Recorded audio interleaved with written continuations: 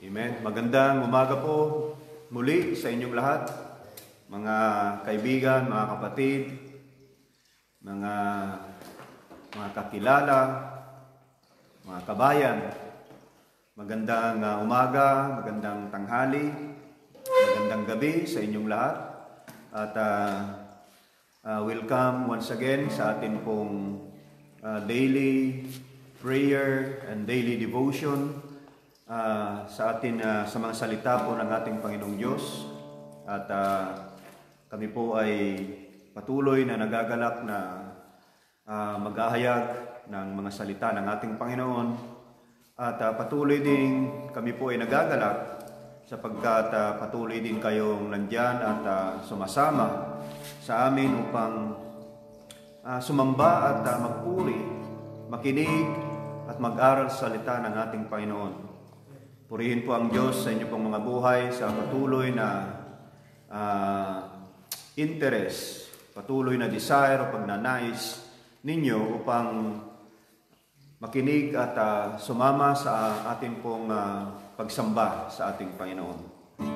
Bago po tayo magpatuloy, gaya po ng malimit po nating ginagawa, ay maghandog po tayo muna ng ilang awitin para sa ating Panginoon Diyos. Isang mga awitin na nagbibigay ng papuri at kaluwalhatian para sa ating Panginoon. At sabayan niyo po kami sa atin pong pag-aawitan at hihandog po natin ang mga awiting ito para lamang sa ating Panginoon. Balikan ulit po natin, kapatid, na hindi ang ganda ng boses po natin, hindi ang kagalingan natin sa pagtugtog, hindi sa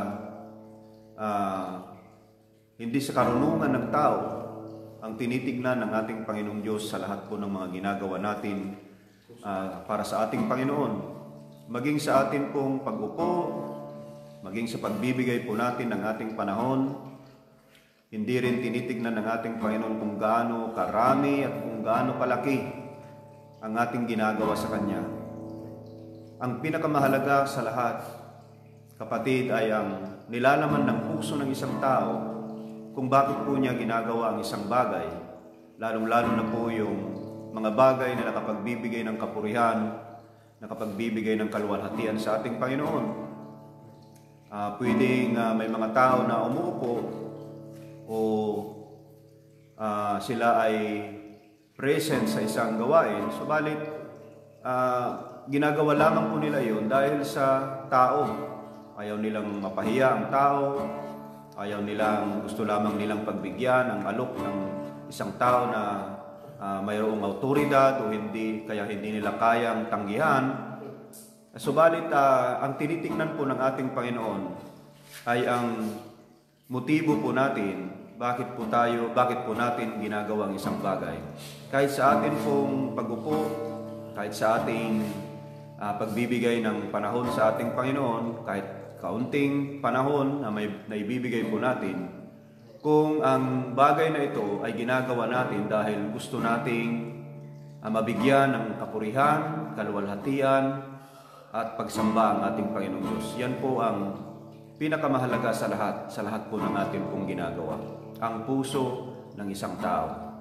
Kaya sa oras na ito, tayo po ay muling aawit at muli po nating pinapaalala na hindi po tinitignan ng Panginoon ang matamis at masarap na samyo sa pang-amoy ng ating Panginoon ay hindi lamang sa kagandahan ng boses ng isang tao, kung hindi yung nilalaman ng puso ng tao, bakit niya ginagawa ang isang bagay.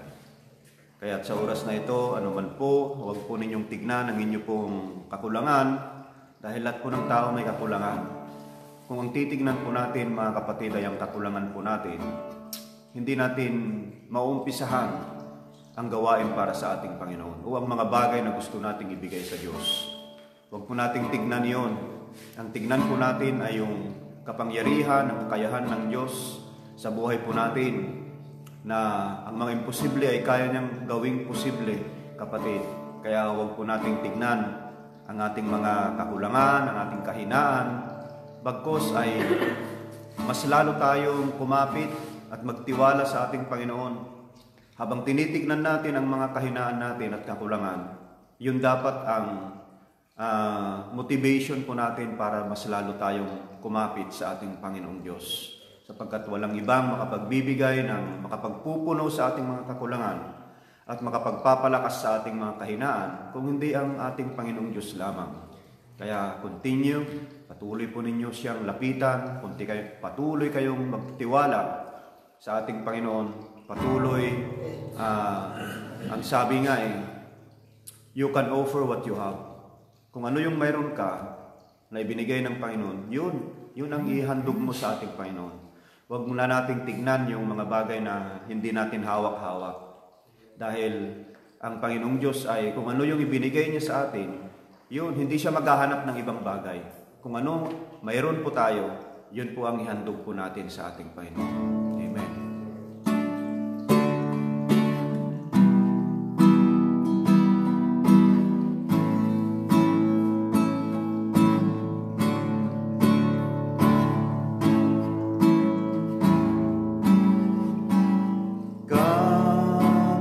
Holy Spirit.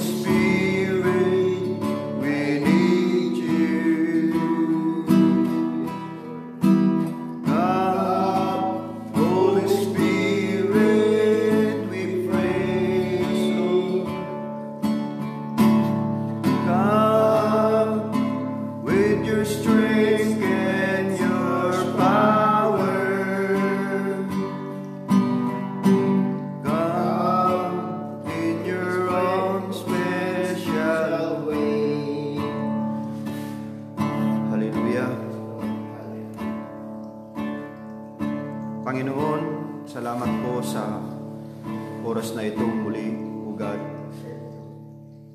Maraming salamat sa bagong araw na ibinigay mo sa buong buhay ng bawat isa sa amin. Salamat po sa bagong kalakasan, bagong kalusugan, Panginoon, bagong pagkakataon, bagong pribilehyo, bagong buhay, O Diyos muli. Kaya kami po ay nagpapasalamat sa iyong kagandahang loob sa buhay ng bawat isa. Pagpalain mo, Panginoong Diyos, ang iyong mga anak na patuloy na sumasamba at nagpupuri sa iyo.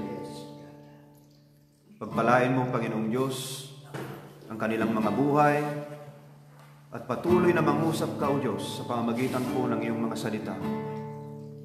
Sa pamamagitan ng iyong mga salita na nagsusustain ng amin pong kalusugan ng amin pong espiritu, Panginoon. Ang pagkain ng amin pong espiritu na kung saan ay ang iyong mga salita.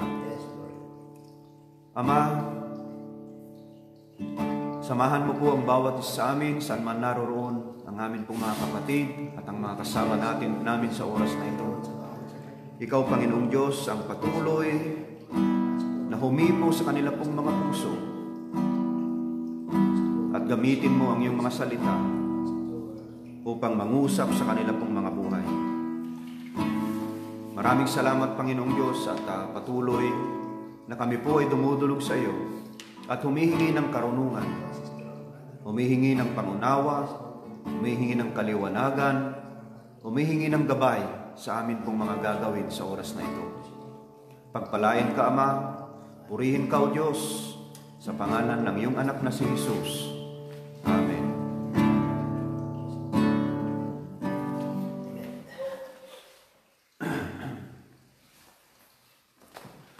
So,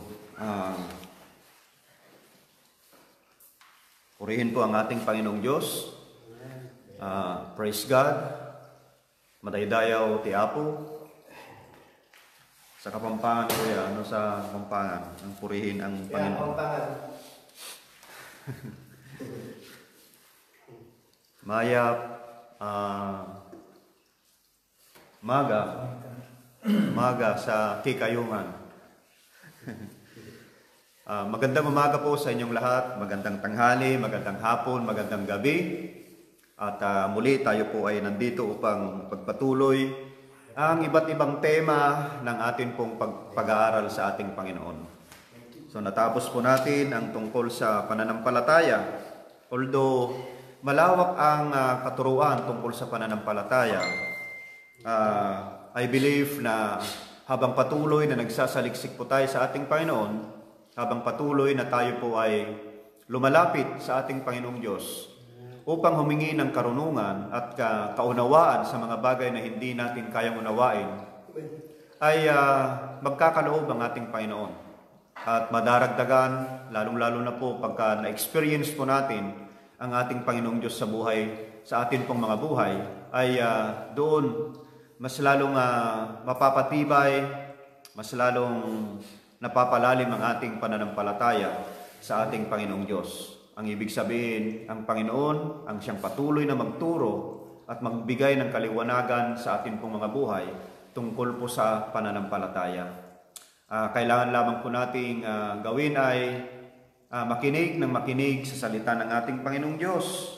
Ang sabi niya dito, faith comes by a word from God. So in Romans 10:17, doon po natin matatagpuan sa Roma Kapitulo 10, versikulo 17, na ang sabi ng Panginoong Diyos sa pamagitan ng kanyang salita, faith comes from hearing the word and is heard through the word of Christ. Faith comes from hearing and hearing the word of God. Romans 10:17. Ganon din po makikita po natin sa Genesis chapter 15 verse 3 to 5 at sa Genesis chapter 17 verse 15 to 21 and in Joshua 1:8. Ang sabi niya doon, so, ang Panginoong Diyos, madaragdagan po ang atin pong mga pananampalataya sa pamamagitan po ng pakikinig sa salita ng ating Panginoon.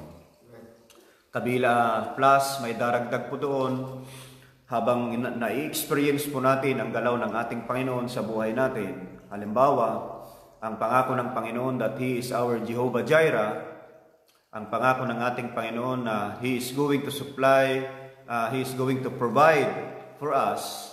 Ma-experience po natin iyon. Halimbawa, kapag nangailangan tayo at naniwala tayo o nagtiwala tayo sa ating Panginoong Diyos bilang Jehovah Jireh ng ating buhay at natanggap natin yung pangangailangan natin iyon, that time, yun ang tinatawag na experiencing God. Na-experience natin ang ating Panginoon sa pamamagitan po ng mga bagay sa bawat araw sa pangangailangan po natin. Bilang Jehovah Jireh, pag nangailangan tayo ng isang bagay, God is going to provide for us. Isang halimbawa po ay dumarating po yung panahon na noong nagtatrabaho pa po ako, dumarating yung panahon na nauubusan ng tarjeta sa metro. Gabi, hapon o gabi, nag-iisip na kami kung saan kaya tayo kukuha ng pambili ng tarjeta bukas para makapasok sa trabaho. And then, dahil sa panalangin, and we trust in God as our Jehovah Jireh, mamaya mayroon nang magbibigay ng 10 euro noon. May darating at magbibigay ng love gift na 10 euro. So that is a simple example ng atin pong Jehovah Jireh, kung paano po sinasagot ng ating Panginoon ang atin pong mga pangangailangan. Hindi na kinakailangan katulad ng ginawa ng ating Panginoong Diyos kay Abraham as his Jehovah Jireh. Iba namang situation iyon, special iyon para kay Abraham. Sa atin naman ngayon ay yung mga pang-araw-araw na pangangailangan natin, katulad minsan, sa maniwala po kayo hindi, minsan nauubusan din po kami ng bigas. Halimbawa, Sabado ng hapon, yun na yung last na lulutuin na bigas. Pagkatapos kinaumagahan, mayroong kapatiran na gagamitin ng ating Panginoon upang magdala ng bigas. So, those are simple ways kung paano po natin na-experience ang ating Panginoon as our Jehovah Jireh.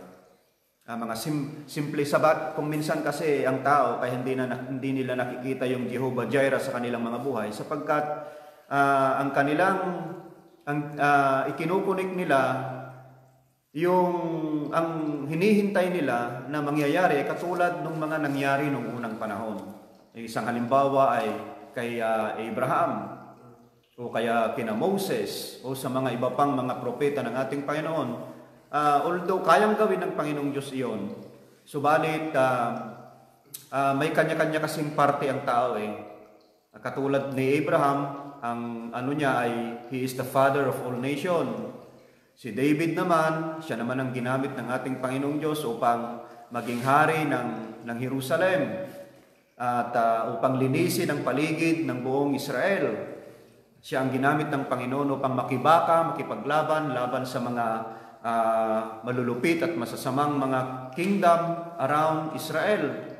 At dumating naman yung time na si King Solomon naman, ang nagtayo o nag-build ng templo ng ating Panginoon. So may kanya-kanyang pagkatawag kahit yung mga propeta noong unang panahon. So hindi natin pwedeng i-connect ang ating pangangailangan right now in relation sa kanila bilang our Jehovah Jireh. Kasi ang Panginoon ay nagiging Jehovah Jireh, malimit sa atin pong mga buhay sa mga simple at maliliit na bagay na pangangailangan natin. Kaya nga lang, kailangan nating maging sensitibo para makita natin kung paano po kumikilos at gumagalaw ang ating Panginoon sa ating buhay, sa ating pangangailangan as our Jehovah Jireh. Amen. So, natapos po natin ang about faith and ang pananampalataya. Ang Panginoong Diyos ang siyang patuloy na magturo sa bawat isa sa atin sa kabuuan po ng pananampalataya. Kasi malawak na tema ang tungkol sa pananampalataya. Ngayon, susunod ay pag-aaralan naman natin ang tinatawag na grace or biyaya. So in Acts chapter 4 verse 33, sinasabi po ng banal na salita ng ating Panginoon, with great power, the apostles continued to testify to the resurrection of the Lord Jesus, and much grace was with them all. Much grace. With great power, sa pamamagitan ng dakilang kapangyarihan, ang mga apostol ay nagpatuloy sa kanilang pagtestigo o pagtestify sa muling pagkabuhay ng ating Panginoong Hesus. At nagbigay ng much grace o malaking biyaya ang sumama sa kanila. Yan po ang Acts chapter 4 verse 33. At ganun din po sa Acts 14:26. From Atalaya they sailed back to Antioch, where they had been committed to the grace of God for the work they had now completed. Now, tingnan po natin, even Apostle Paul and even Luke, and even the disciples of Jesus Christ, ang mga bagay na kanilang nagawa na nakatala, especially Apostle Paul, ang mga bagay na nakatala sa salita ng ating Panginoon, they are, nagawa po ng mga apostles na ito, it is not because of their own strength. It is not because of their own knowledge. Kaya nagawa nila, especially in the life of Apostle Paul. Let us all balikan natin, and let us compare Peter and Paul. Peter and Paul. Apostle Peter and Apostle Paul.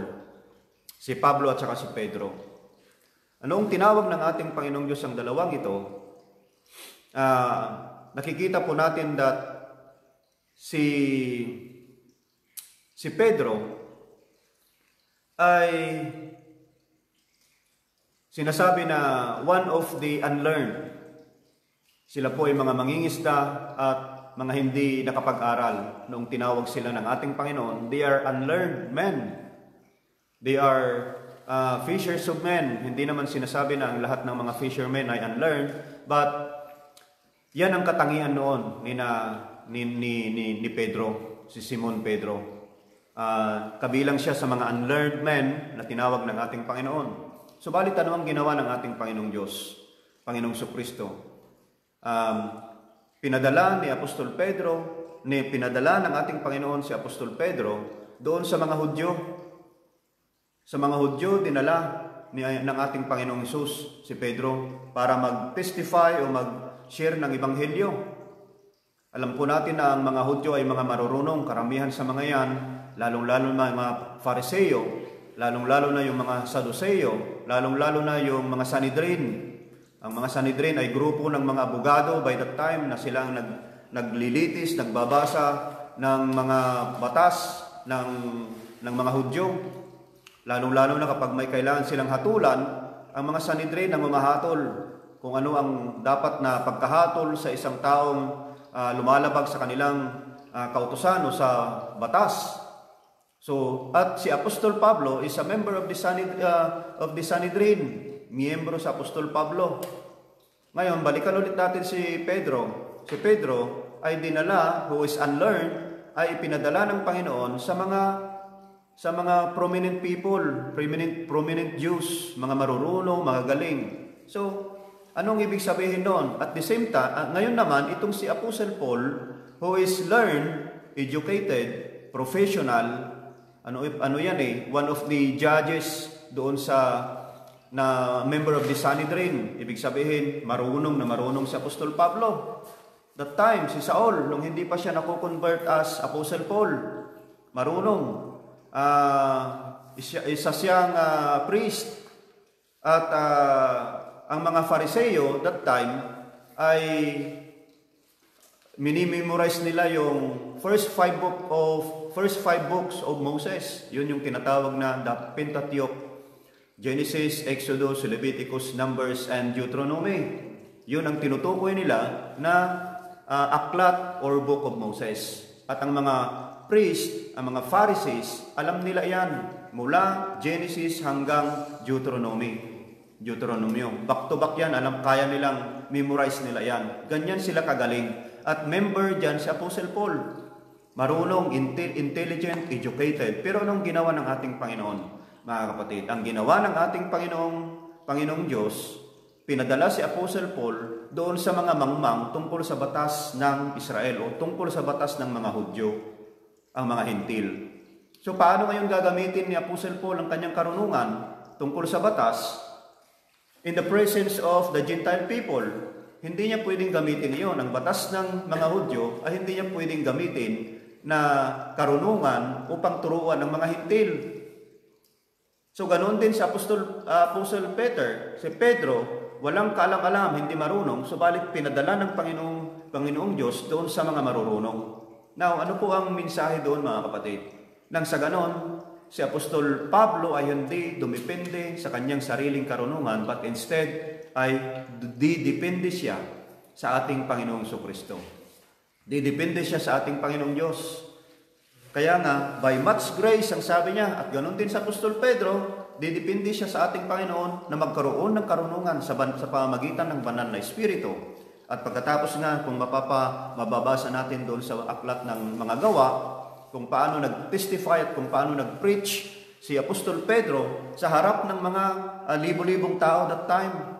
At madami sa kanila ang naligtas sapagkat nahipo ang kanilang mga puso sa pamamagitan ng preaching, sa pamamagitan ng pagtuturo at paghahayag ng salita ng ating Panginoong Diyos sa pamamagitan ni Pedro.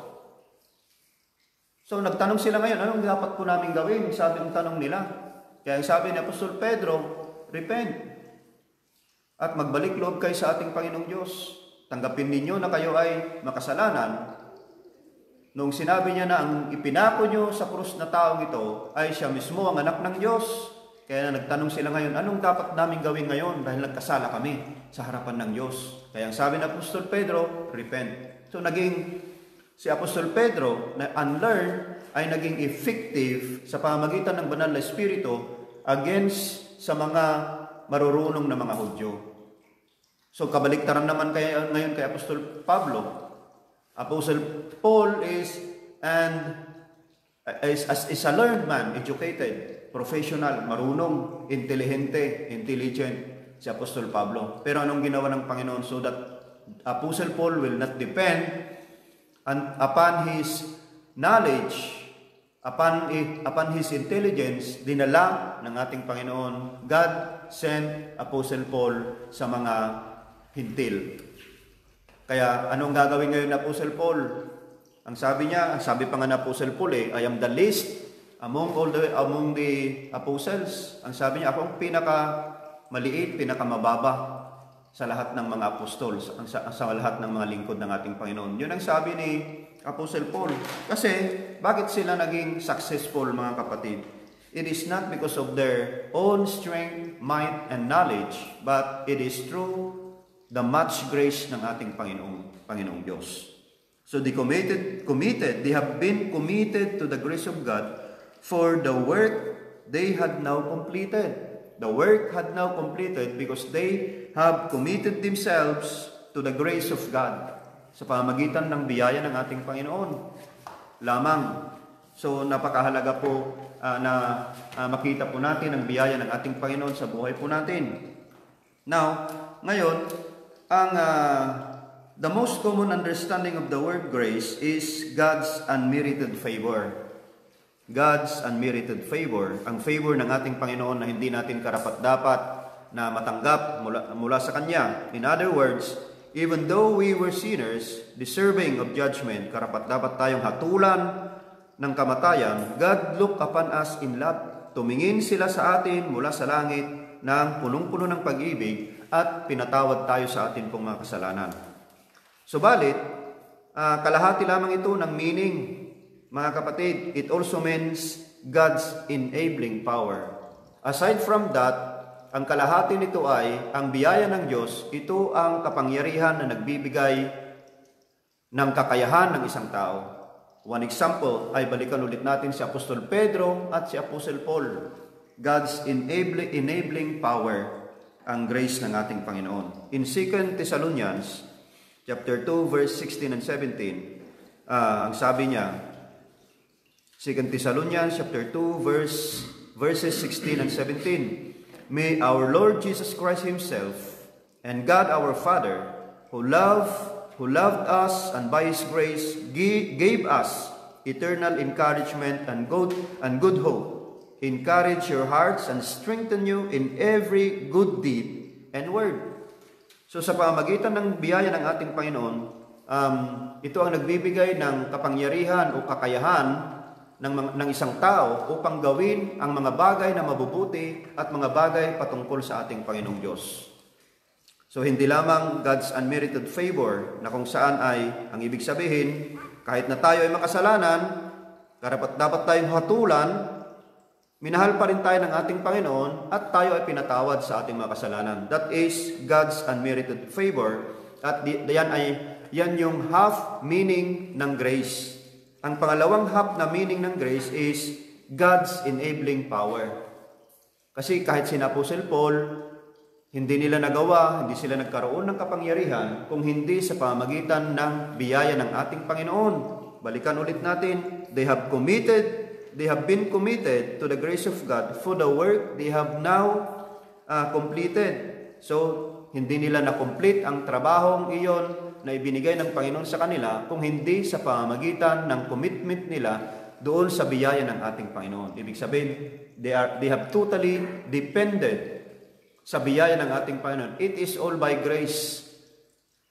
Tayo ay naligtas by grace.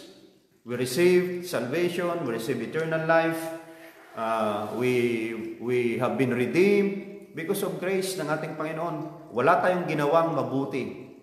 Walang ginawang mabuti para sila ay mahalin ng Panginoon at ipagkaloob yung salvation sa pamamagitan ng biyaya. Ibinigay ng Panginoon yun even kahit na makasalanan pa ang tao. Yun ang biyaya. Halimbawa, ang biyaya ay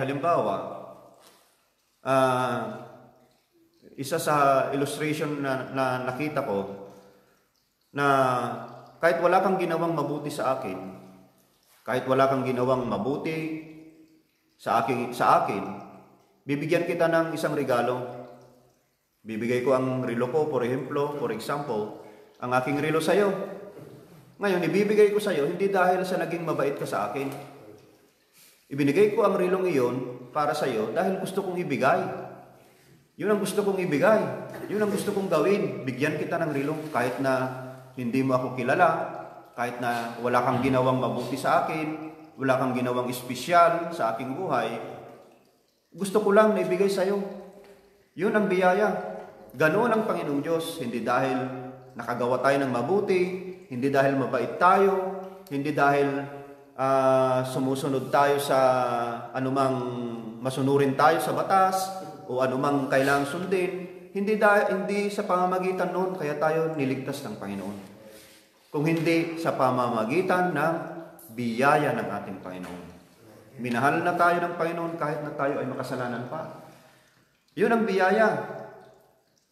Niligtas tayo ng Diyos hindi dahil sa mabubuti at mababait tayong tao. Niligtas tayo ng Diyos dahil gusto niya itong mangyari sa buhay natin. Grace. Yun ang grace. Ang grace ay libre, walang bayad. Walang kapalit. Hindi exchange gift. Kung hindi, yun ay one way na gift. Bibigay lang sa atin. Ngayon, ang kailangan na lamang natin gawin ay, klaro, abutin natin ang regalong iyon. Hanggat hindi natin ito inaabot at binubuksan, ang regalong iyon, hindi mapapa sa atin kung ano yung nilalaman ng grace na iyon, ng regalong iyon. So, ang kailangan lamang gawin ng tao ay abutin ang regalong iniabot ng Panginoon. Buksan ito at kunin. So, yun ang biyaya. Not only does His grace make us accepted, hindi lamang ang biyaya ng Panginoon na hindi lamang ang ginagawa nito ay maging katanggap-tanggap tayo o tinanggap tayo sa pamilya ng Diyos. Kung hindi, nagbibigay din ito, nagtutustos din ito ng kapangyarihan na kailangan natin upang mabuhay bilang isang tunay na mananampalataya, upang mamuhay bilang isang totoo o tunay na mananampalataya. Yun. Need to live the Christian life. Now, may dalawang passage or paisahe o mga talata mula sa salita ng ating Panginoon na aspeto ng biyaya ng Diyos sa bawat mananampalataya. So una, yung tinatawag na God's unmerited favor. Yun yung sinabi natin kanina. God's unmerited favor. Ephesians chapter 2, verse 8 to 9. Verse 8 and 9. Ang sabi niya, for it is by grace you have been saved, through faith, and this not from yourselves. It is the gift of God, not by works, so that no one can boast. Ang sabi niya, sa pamamagitan ng biyaya, kayo ay naligtas sa pamamagitan ng iyong pananampalataya. At ito ay hindi mula sa inyo. Ito ay regalo ng Diyos. Hindi sa inyong mga mabubuti, hindi sa inyong mga gawa, upang walang sino man ang magmalaki. Uy, mas ligtas ako kasi mas marami akong ginawang mabuti. Mas ligtas ako kaysa kay Jojo kasi mas mabait ako kaysa kanya. Mas marami akong ginawang mabubuti kaysa kay Jojo. Pero hindi ganoon ang grace. Ang grace ng ating Panginoon ay hindi sa pamamagitan ng mga gawa at hindi sa pamamagitan ng mga kabaitan natin. Kung hindi ito ay regalo ng Diyos, nang sa ganon, hindi ako magmalaki. Oy, mas ligtas ako kasi mas marami akong ginawang mabuti. Hindi ganoon ang salvation, hindi ganoon ang biyaya ng ating Panginoon. Ang biyaya ng ating Panginoon na hindi dahil sa ating mga gawa. Kung hindi, yun ang gusto ng ating Panginoon. Yun ang nais ng Panginoon sa buhay ng bawat tao. Upang hindi magmalaki si Marlon kay Jojo. Oy, mas ligtas ako kaysa kanya. Yung pala, pagdating ng paghuhukom, ang sabi nga sa salita ng Panginoon, kung sino yung nagtataas sa kanyang sarili, siya yung binababa. At yung nagpapakumbaba, siya ay yung itinataas ng ating Panginoong Diyos. Kaya lagi tayong magpakumbaba. Huwag tayong maging mayabang sa mga bagay na ginagawa natin. Bagkos ang Panginoong Diyos ang siyang maghahatol sa atin, magsasabi sa atin kung siyang magsasabi, maghuhusga sa atin, lalong-lalo na sa araw ng paghuhukom. Kaya huwag tayong magmataas. Kasi unang-una ang Panginoong Jesucristo, ang anak ng Diyos, ang Diyos na nagmula sa langit, napaka mapagpakumbaba ang ating Panginoong Jesucristo. Isinilang siya sa sabsaban sa pamagitan ng isang karpintero at housewife, si Mary. Pinanganak siya sa sabsaban, sa isang pinakamaliit na bayan ng Jerusalem, sa Bethlehem. Ano pa? Namuhay siya na wala hindi sa karangyaan. Namuhay siya bilang isang karpintero na katulad din ng kanyang ama. At namingwit din siya kasama ni na Apostol Pedro. Ibig sabihin, ano din ang buhay ng ating Panginoon? Hindi marangya. At higit sa lahat, siya ay mapagpakumbaba. Siya yung darling ng kalangitan, ng heaven. He is the darling of heaven, and yet nakisalamuha sa tao. Kung tutuusin, dapat sinasamba siya nung dumating siya dito, pero hindi. Hindi yun ang ginawa ng ating Panginoong Jesucristo. Kung hindi, nagpakumbaba ang ating Panginoon. At ganoon din, yun ay halimbawa na ginawa ng ating Panginoon na kailangan din nating sundin, kaya lagi tayong maging mapagpakumbaba. Kasi ang nagpapakumbaba ay tinataas ng Panginoon, at ang mga nagmamataas, sila ay ibabagsak ng ating Panginoong Diyos. So, pangalawa na aspeto ng biyaya ng Diyos ay God's enabling power. Doon sa Ephesians chapter 1 verse 4 to 6, ang sabi niya, "In love, He predestined us to be adopted as His sons through Jesus Christ, in accordance with His pleasure and will, to the praise of His glorious grace, enabling power, which He has freely given us in the one He loves." So, ibinigay ng ating Panginoon ang kalwalatian, ang maluwalhating biyaya o kapangyarihan na ibinigay ng ating Panginoon sa pamagitan ng Kanyang iniibig. Ganon din ang makikita natin the whole chapter ng Efeso Kapitulo 1, Ephesians chapter 1, na ito ang nagdi-describe sa lahat po ng atin pong mga natanggap sa pamamagitan po ng biyaya ng ating Panginoon. So, malimit po nating naririnig ang Ephesians chapter 1. Dito po natin makikita ang, kapag babasahin po natin ang Efeso Kapitulo 1, dito natin makikita yung mga spiritual blessings ng ating Panginoon. Sa pamamagitan ng ating pagtanggap sa ating Panginoong Jesucristo, tayo po ay naligtas sa pamamagitan ng biyaya ng ating Panginoon. Nakatala doon lahat yung mga spiritual blessings na tinanggap natin, kalakip ng salvation because of the grace of God. Kalakip ng kaligtasan ang mga makikita natin doon sa Efeso Kapitulo 1. Tignan natin nga, samantalahin natin habang nandito na tayo sa Efeso Kapitulo 1. Marami tayong makikita doon na spiritual blessings. Sa Efeso, marami. Ito, sa Efeso. So, basahin natin. At siguro dito na muna tayo magtatapos sa atin pong introduction, mga kapatid. Sa atin pong pag-aaral sa biyaya ng ating Panginoon. Verse 3, chapter 1, Efeso, Kapitulo 1, verse 3. Ang sabi ng salita ng ating Panginoon, "Magpasalamat tayo sa Diyos at Ama ng ating Panginoong Jesucristo.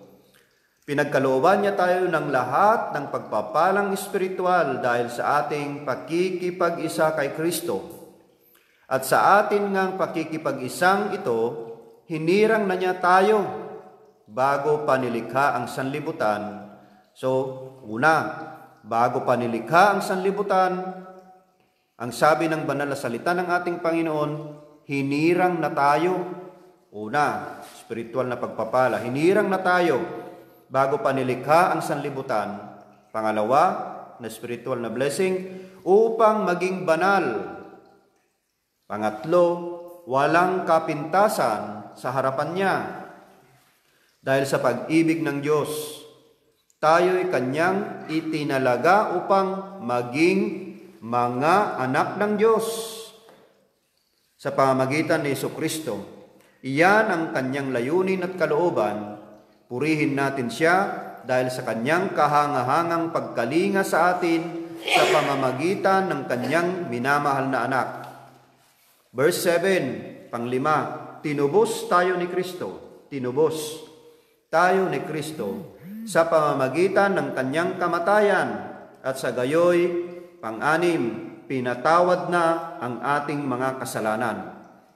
Gayon, kadakila ang pag-ibig na ipinadaman niya sa atin, binigyan niya tayo ng pangpito, karunungan, pangwalo, kabatiran, upang lubos nating maunawaan ang kanyang lihim na panukala sa isa sa katuparan sa pamamagitan ni Kristo. Pagdating ng panahon, ang panukalang ito ay pag-isahin kay Kristo ang lahat ng nasa langit at nasa lupa. At dahil kay Kristo, kami naging bayan ng Diyos. Naging bayan tayo ng Diyos na nagsasagawa ng lahat ng bagay ayon sa kanyang panukala at kalooban. Nangyari ito nang kami hirangin niya noon pang una, kaming mga unang umasa kay Kristo sa lalong ikadadakila niya. Kayo may naging bayan ng Diyos nang kayo'y manalig sa Kanya matapos ninyong marinig ang salita at katotohanan, ang mabuting balita na nagdudulot ng kaligtasan. Kaya't ipinagkaloob sa inyo, pinagkaloob sa atin ang Espiritu Santong ipinangako ng Diyos bilang tatak ng pagkahirang sa inyo. Ang Espiritu ang katibayan ng mga pangako ng Diyos sa ating mga hinirang hanggang kamtan natin ang lubos na kaligtasan, purihin natin ang kanyang kadakilaan. Ang dami. Kalakip ng biyaya ng kaligtasan dahil sa biyaya ng ating Panginoon, napakaraming nakapalaman doon na mga pagpapalang espiritual. Amen. So, salamat sa ating Panginoong Diyos sapagkat ang ating Panginoon ay masagana talaga ang awa ng Panginoon at hindi kayang sukatin ang biyaya ng ating Panginoong Diyos. Ang sabi ng salita ng ating Panginoon, minahal na tayo ng ating Panginoong Diyos kahit na tayo ay makasalanan pa. At sabi ulit ng salita ng Panginoon, noon pa man, hindi pa nilalalang ang langit at ang lupa, ang probensya ng ating Panginoon ay nandoon na. Ibig sabihin, lahat na ay nakahanda na para sa sanlibutan. Kaya hindi aksidente na tayo ay nandito, kapatid. Hindi aksidente na tayo ay nabuhay. Hindi dahil sa ginusto ng ating mga magulang na tayo po ay isilang. Kung hindi, mayroon pong layunin ng ating Panginoon sa buhay po natin. Hindi lamang mamuhay dito, kasi noon pa man, hindi pa nalalalang ang ating mga magulang, yun na yung plano ng ating Panginoong Diyos, na tayo ay bigyan ng buhay ng ating Panginoon. At hindi lamang bigyan ng physical na buhay, kasi hindi natin pwedeng piliin eh. Nanay, tatay, pwede bang ako naman ang ipanganak mo? Hindi. Pero ito yung plinano ng ating Panginoong Diyos sa pamamagitan ng kanyang biyaya. Biyaya pa rin ang kapanganakan natin dito sa ibabaw dito sa mundo. Ay biyaya pa rin, part pa rin ng biyaya ng ating Panginoon. Kasi hindi naman natin hiniling, Lord, pwede bang ako naman ang maisilang ng aking mga nanay at tatay, ng aking mga magulang? Hindi. Yun ang ginusto ng Panginoon. So, ang Panginoong Diyos ay punong-puno ng biyaya. Kaya marapat lamang ng ating Panginoon ay mabigyan ng kaluwalhatian na nagmumula sa atin na kanyang mga nilalang. At hindi lamang mga nilalang ang turing ng ating Panginoon sa atin, kung hindi sa lahat ng mga tumanggap sa ating Panginoong Kristo, ang kanyang bugtong na anak, ay naging mga anak ng Diyos. Kaya tayo na mga tumanggap sa ating Panginoon ay itinuturing na mga anak ng Diyos. Kaya dapat lamang na may pagkaloob natin sa ating Panginoon ang karapat-dapat na pasasalamat, karapat-dapat na pagpupuri, pagsamba, pagluwalhati, at huwag nating kakalimutan. Kasi madali lang yung magsabing magpuri, sumamba, magpasalamat. Huwag nating kakalimutan yung paglingkuran natin ng ating Panginoong Diyos. Amen. Kasi yung paglilingkod, medyo yung mga binanggit natin, kasama na ang aksyon doon sa paglilingkod. Madaling magsabi, pero mahirap gumawa. Kaya dapat kasama ang paglilingkod doon. Huwag nating kakalimutan Nabigyan din ng panahon ang mga napasalamatan ang ating Panginoong Diyos sa lahat ng kanyang mga ginawa sa atin pong mga buhay. Muli, 6 na araw na nagtrabaho ang Panginoon at 1 araw sa 7 araw ang kanyang ibinukod para sa kanya. Nawa ay maibigay yung 7 araw bilang pagsamba natin sa ating Panginoong Diyos. Although dapat ang worship ay everyday, pwede rin na gawin natin everyday ang worship natin, pero mayroong bukod tanging araw na ibinigay ng ating Panginoon, na isinet aside ng ating Panginoon at ginawa niya itong banal. Ito ay ang 7 araw. At least 1 day para sa ating Panginoon, mga kapatid. So, hanggang dyan na lamang muna po at maraming salamat po sa inyong lahat, sa inyo pong pagsama sa amin, sa atin pong pag-aaral sa salita ng ating Panginoon, pagbibigay ng kalakasan, encouragement, at pagbibigay ng paalala ng ating Panginoong Diyos sa buhay po ng bawat isa sa atin. Kaya ang Panginoong Diyos ang siyang patuloy na magkaloob sa inyo ng marami pang pagpapala sa inyong buhay, kapatid. Huwag po nating kakaligtaan na pasalamatan ang ating Panginoon sa lahat po ng mga ginagawa niya sa atin pong mga buhay. Bago tayo dumako sa atin pong panalangin, nais ko pong muli po tayong umawit para sa ating Panginoon.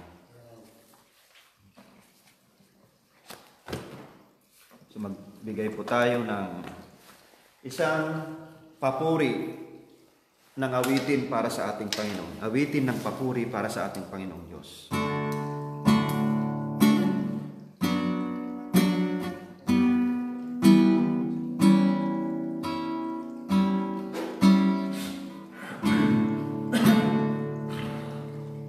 In moments like this, I sing out a song. I sing out a praise song to you, Lord. In moments like this, I lift up my hands. I lift up my hands to the Lord. Singing, I praise you, Lord. Singing, I praise you, Lord. Singing, I praise you, Lord. I praise you.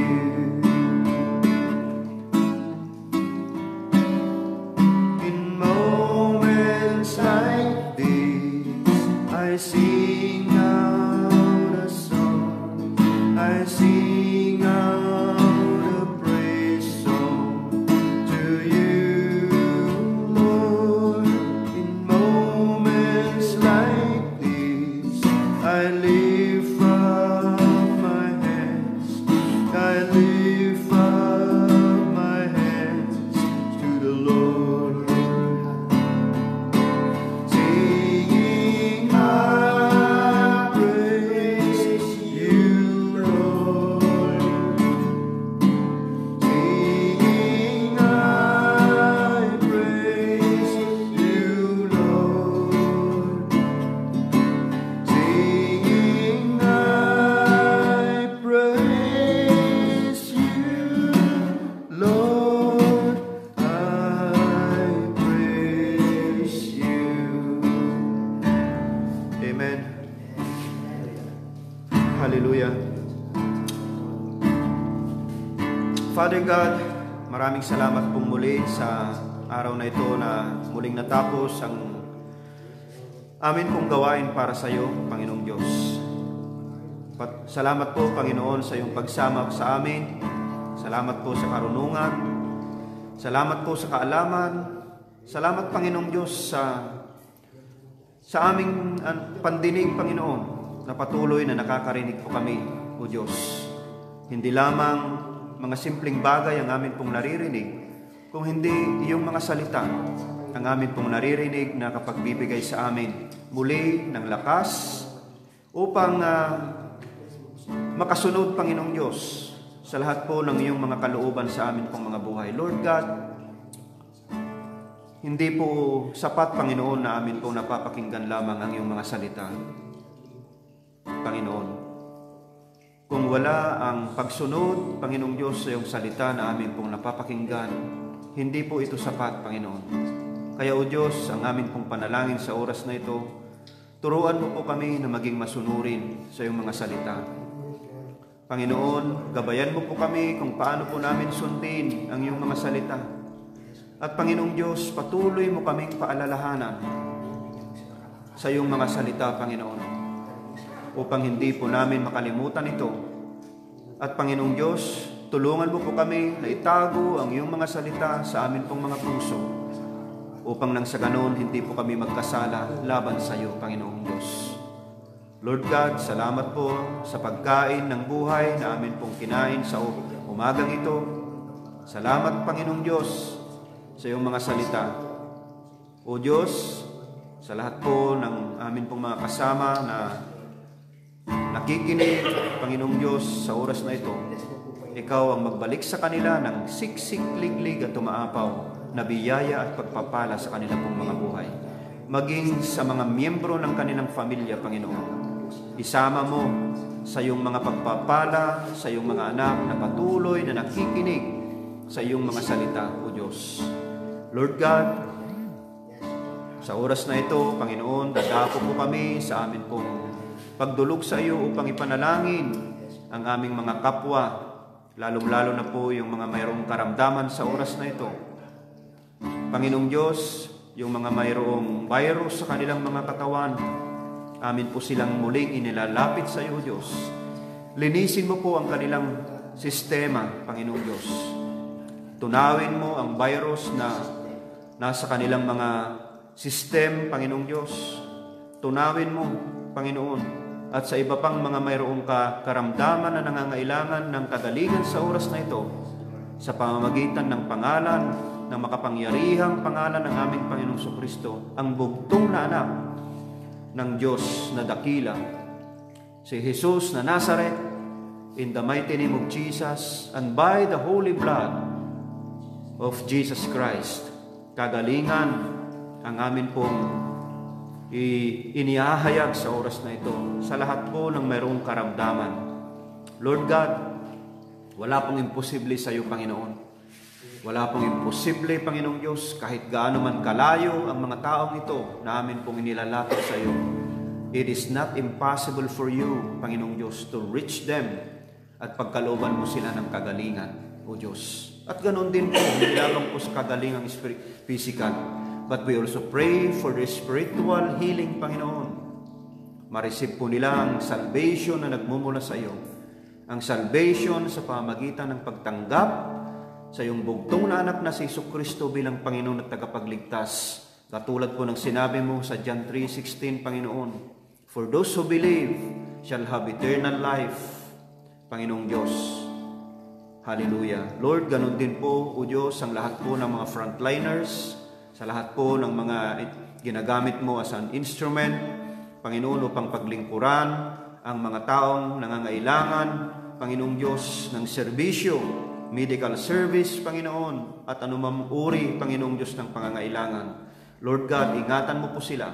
Pagpalain mo po sila, Panginoon, at patuloy na gabayan sila, O Diyos. Protektahan sila sa lahat po ng kanilang ginagawa. And Lord God, patuloy na magkaroon sila ng puso na nagmamahal sa kanilang ginagawa, Panginoon.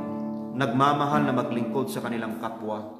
Puso, Panginoong Diyos, O God, na hindi mapapagod na paglingkuran ang kanila pong mga kapwa-tao, Panginoong Diyos. Lord God, ingatan mo po sila day and night, Panginoon. Bigyan mo sila ng kalusugan, bigyan mo sila ng kalakasan, Panginoong Diyos. Pataasin mo ang kanilang immune system, Panginoong Diyos, upang mahihirapan. Protektahan mo po sila, Panginoon, upang hindi po sila ma-infect, Panginoong Diyos, ng COVID-19 na ito, O God.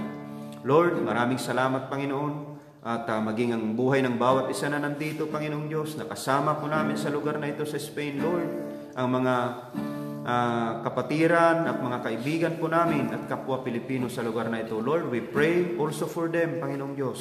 Hindi lamang sa Barcelona, Spain, hindi lamang sa Madrid, kung hindi sa buong Spain, sa Italy, Panginoon, sa Germany, sa France, sa US, Panginoon, sa Ecuador, Panginoong Diyos, at maging sa iba't ibang nations ng buong mundong ito.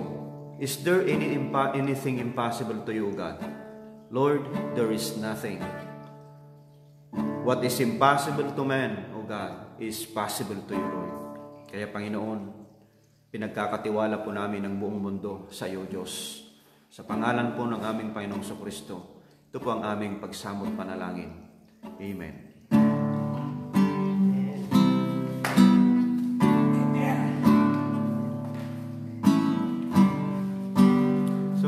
Maraming salamat po sa inyo, mga kapatid, at ang biyaya at ang pagpapala ng ating Panginoon ang siyang patuloy na sumama sa inyo saan man kayo pumaroon, saan man kayo pumunta, kagaya po ng ipinangako ng ating Panginoon na sasamahan po niya tayo at hindi niya tayo iiwan saan man tayo magtungo. Maraming salamat at ang pagpalain po kayo ng Panginoon. Nanonood si Sister Rachel. Kuya, halika para makita ka. Para makita ka ng iyong mahal na may bahay. Oh, ayan. Hello. Oh. Gusto kayo lahat dyan?